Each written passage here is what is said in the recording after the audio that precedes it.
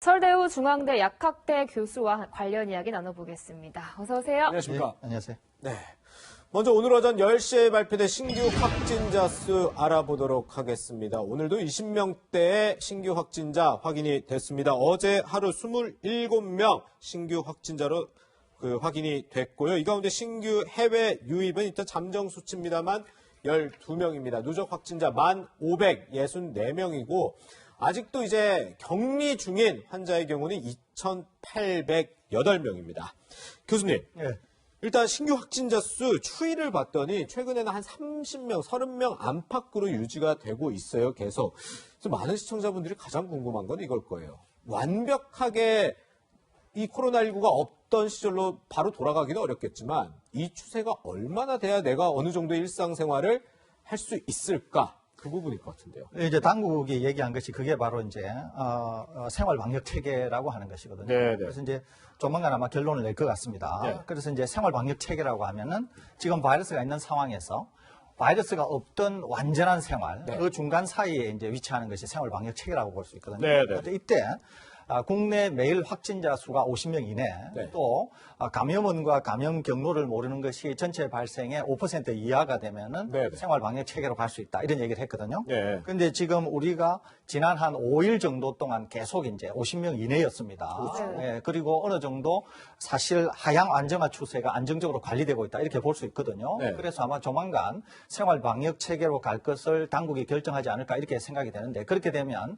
완전한 일상으로 돌아가기 전 단계. 예. 그래서 어느 정도는 사회생활, 경제생활을 영위하면서 사회적 거리두기와 방역을 공존하는 그런 생활이 아마 되지 않을까 생각이 되는데 그것은 아마 조만간 결론이 날 것으로 생각이 됩니다. 그렇군요. 네, 말씀하신 것처럼 이런 추세가 이어져서 종식까지 좀 가려면 더 세심한 주의가 필요할 텐데 이 자가 격리자가 이탈을 하는 그런 상황이 이어지면서 지금 우려를 사고 있습니다.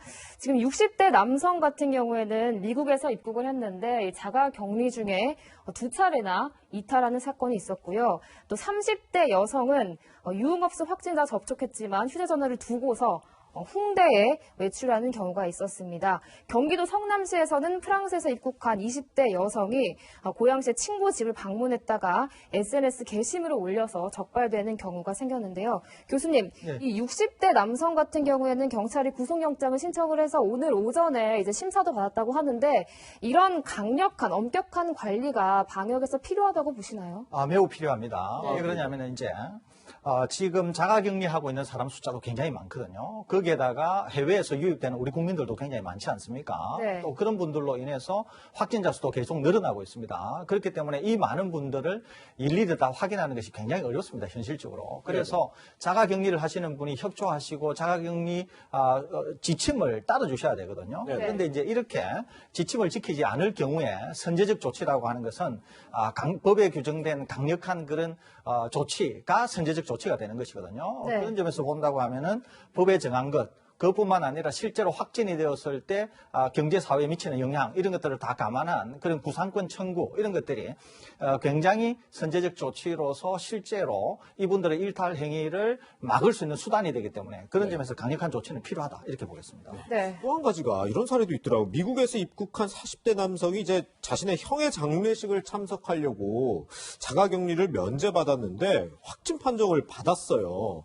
확진 판정 받기 전에 이게 두 차례 검사 무증상이었다고 하는데 또 이런 상황에서는 또 당국이 어떻게 대응을 해야 될지 참 고민이 많을 것 같거든요. 예, 그렇습니다. 이제 이 바이러스의 특징 때문에 실제로는 결국 이제 확진이 되었는데 예. 두 번의 검사 동안에 이제 무증상이었다는 거죠. 그러니까 네. 음성이 나왔다는 것이죠. 예. 또 다른 하나는 형님 장례식이기 때문에 보통의 분들과는 다른 매우 특수한 상황이라고 볼 수 있습니다. 그렇죠. 그러면 예. 향후에도 이런 일이 일어나지 않으리라는 보장이 없지 않습니까? 그럼요. 또 예. 이분 같은 경우는 장례식이라고 하는 어떤 특수 상황 때문에 자가격리 수칙에 대한 예외 조항을 적용해서 자가격리를 하지 않았다. 이렇게 네. 지금 우리가 알고 있는 것이거든요. 그러니까 향후에 이런 문제를 좀 제거하기 위해서 반드시 이해하셔야 되는 것은 뭐냐면 네네. 이런 특수한 상황일 경우에는 이분들이 음성이 나온다고 하더라도 확실히 내가 감염되었을 수 있다. 이런 잠재적인 양성이라고 하는 가정하에 첫째는 본인이 네. 언제나 마스크를 껴야 됩니다. 예. 두 번째는 항상 자차를 이용하셔야 돼요. 대중교통을 이용하시면 안 됩니다. 네네. 세 번째는 이분이 어디를 가시든지 상관없이 항상 접촉을 최소화하셔야 됩니다. 네. 그래서 이런 특별한 또 특수한 경우라 하더라도 감염 확산이 최소화될 수 있도록 그런 조치를 하는 것이 이와 같은 상황에 재발을 막는 그런 일이 아닐까 이렇게 생각이 됩니다. 근데 뭐 저를 포함해서 일반 시청자분들의 경우는 이 자가격리 면제가 있는지도 사실 모르는 분들도 많이 계셨고 이게 사실 기준이 있어야 할 것 같거든요.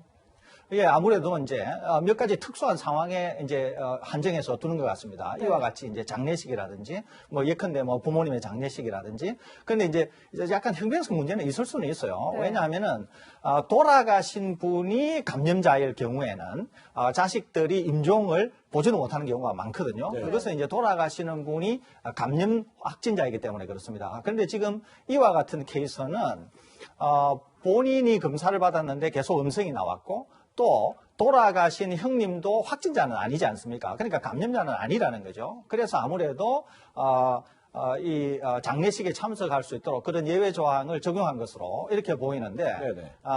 뭐 이후에도 감염자가 아니라고 하는 확실한 증거가 있다고 하면 정황이 있다고 하면 이렇게 예외 조항은 적용할 수 있다는 생각은 듭니다. 네. 그럼에도 불구하고 혹시라도 있을 수 있는 그런 감염 확산의 우려가 있을 수도 있으니까 그런 점에서 굉장히 주의를 기울여야 되지 않을까 이렇게 생각이 듭니다. 그렇군요. 네. 그래서 국내에서는 이렇게 좀 많이 진정세를 보이지만 이제 자가격리 이탈 이런 게 지금 문제가 되고 있는데 좀 전 세계적으로 이 코로나19 상황을 살펴보면 정말 심각한 곳 바로 미국입니다.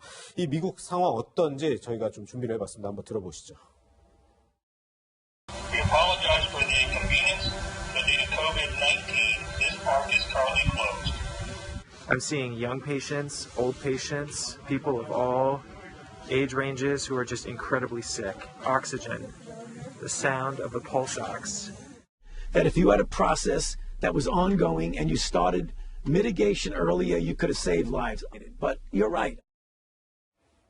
네, 지금 미국 상황을 보면 이제 확진자가 우리는 이제 10,000명을 조금 넘은 상황인데 미국 전역을 오늘 오전 6시 한국 시간 기준으로 6시로 보면 확진자가 58만 3천 명이 넘고 미국 뉴욕주로 좁혀도 19만 5천 명.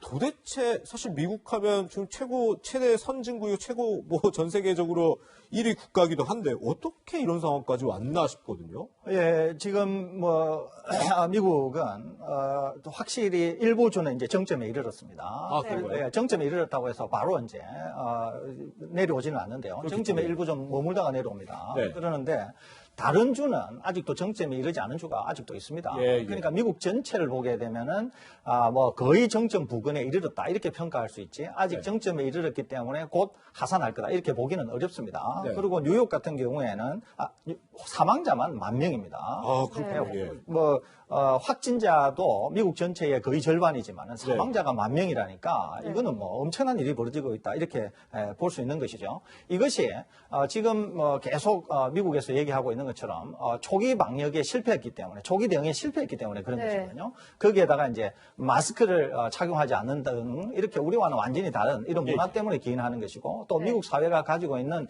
민낯 그러니까 보험 문제라든지 네. 그다음에 뭐 빈부격차라든지 홈리스 문제라든지 그래서 조용한 전파가 뭐 광범위하게 일어나서 네. 지금 우리가 보고 있는 이런 미국의 민낯을 우리가 지금 목도하고 있는 것인데요. 그런 네. 상황에서 미국은 좀 더 원래는 올라가는 등산보다 하산하는 길이 더 멀고도 더 어렵습니다. 그렇기 때문에 미국은 한참이나 긴 시간에 걸쳐서 하산하면서도 상당히 많은 희생자를 내지 않을까 이렇게 생각이 듭니다. 네, 네. 짧게 하나만 더 여쭤보면요. 지금 눈에 띄는 연구가 영국에서 발표한 건데 이 코로나 바이러스가 3가지 유형의 돌연변이로 전파가 됐다는 건데 이렇게 되면 바이러스가 더 강력해지는 건가요? 일반적으로는 그렇지 않습니다. 네. 이 변이가 생긴다고 하는 것과 병원성하고는 사실 크게 관계가 없고요. 무차별적으로 일단 변이가 생기는데 변이가 생긴 것이 아무튼 어떻게든지 이제 선택이 되어서 좀 더 메이저 폼으로 살아남는 것이거든요. 예, 예. 네. 그런데 보통의 바이러스는 일반적으로 보통의 바이러스는 변이가 일어나면서 적응하고 오래 살아남는데 이런 것들이 보통은 전파력은 더 세지면서 네. 병원성은 줄어드는 경향으로 진화를 일반적으로 합니다. 네. 그렇기 때문에 이런 유들도 아마 전파력은 다소 세질 수는 있지만은 병원성은 좀 더 약해지는 방향으로 진화를 해가지 않을까 이렇게 조심스럽게 전망하고 있습니다. 네, 그렇군요. 네, 이렇게 20명대 추가 확진자 추이가 유지되고 있지만 해외 상황 심각한 만큼 추가 불씨가 되지 않도록 노력해야 할 것 같습니다. 설대우 교수와 여기서 인사드리겠습니다. 고맙습니다.